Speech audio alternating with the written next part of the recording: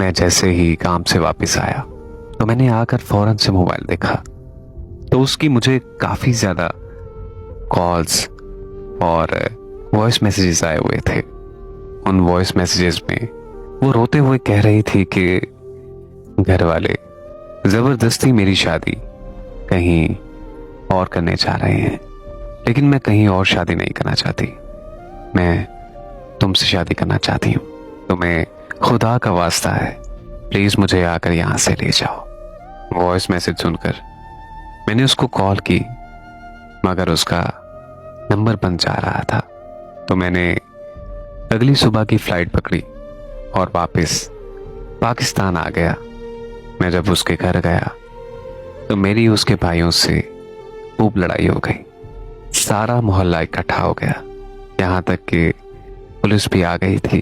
Police वाले भी पकड़कर मुझे थाने ले गए और पूछताछ करके मुझे छोड़ दिया। जब मैं थाने से घर आया तो मुझे उसकी कॉल आ गई और वो मुझे कहने लगी कि मेरी शादी मेरी रजामंदी के साथ हो रही है। मैंने उससे पूछा था कि तो फिर उस दिन तुमने मुझे वो रोने वाले वॉइस मैसेज क्यों किए थे? तो वो मुझे कहने लगी कि मैं बस ये चाहती थी कि तुम मुझे कभी बेवफा मत समझो, लेकिन मुझे क्या इल्म था कि तुम वाकई पाकिस्तान आ जाओगे। फिर वो मुझे कहने लगी कि जिससे मेरी शादी हो रही है वो मेरा कज़न है और हम दोनों एक दूसरे से बहुत ज़्यादा प्यार करते हैं। मैं तुम्हारी मिन्नत करती हूँ कि तुम हमारी शादी को ख़राब मत करो और यहीं से वापस लौट जाओ।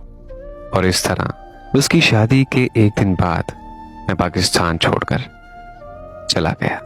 2 साल बाद जब मैं पाकिस्तान शादी करने के लिए आया तो शादी की शॉपिंग करते हुए मुझे बाजार में उसकी अम्मी मिल गई। तो उन्होंने मुझे बताया कि मेरी बेटी तुमसे बहुत ज़्यादा प्यार करती थी। मेरे शौहर और मेरे बेटों ने उसे बहुत ज़्यादा मारा था, मगर उसने हार नहीं मानी। वो बस तुम्हारा नाम लेती रही थी। वो मुझे कहती होती थी कि अम्मा, एक दिन वो आकर सब कुछ ठीक कर देगा। और तुम सच में आ गए। मगर उस दिन वो अपने बाप के सामने हार गई, क्योंकि वो अपने बाप को खुदकुशी करता हुआ नहीं देख सकती थी। शादी तो उसने कर ली, मगर उसे कभी सुकून नहीं मिला। मेरी बेटी एक जिंदा लाश बनकर रह गई थी। वो किसी से कोई बात नहीं करती थी, ना हंसती थी और ना ही रोती थी। और आहिस्ता आहिस्ता वो पागलों वाली हरकतें करने लगी, जिसकी वजह से उसके शौहर ने उसे तलाक दे दी। हमने उसका बहुत ज़्यादा इलाज करवाया, मगर उसकी हालत दिन ब दिन खराब होती जा रही थी। यहाँ तक कि हमें उसको बांध कर रखना पड़ता था। यहाँ तक कि सब उससे डरते और उसे पागल कहते थे। और एक दिन यूं हुआ कि वो घर से भाग गई और फिर उसके बाद दोबारा कभी वापस नहीं आई। हमने उसे बहुत ज़्यादा ढूंढा, मगर वो हमें नहीं मिली। उसकी माँ की बातें सुनकर मेरी रूह कांप उठी कि जिस लड़की से मैं 2 साल तक सबसे ज़्यादा नफरत करता रहा, वो तो मुझसे मोहब्बत करने की इंतहा कर गई। जिस लड़की को मैं पूरे 2 साल तक बेवफा समझता रहा, वो लड़की तो वफा की सारी हदें पार कर गई।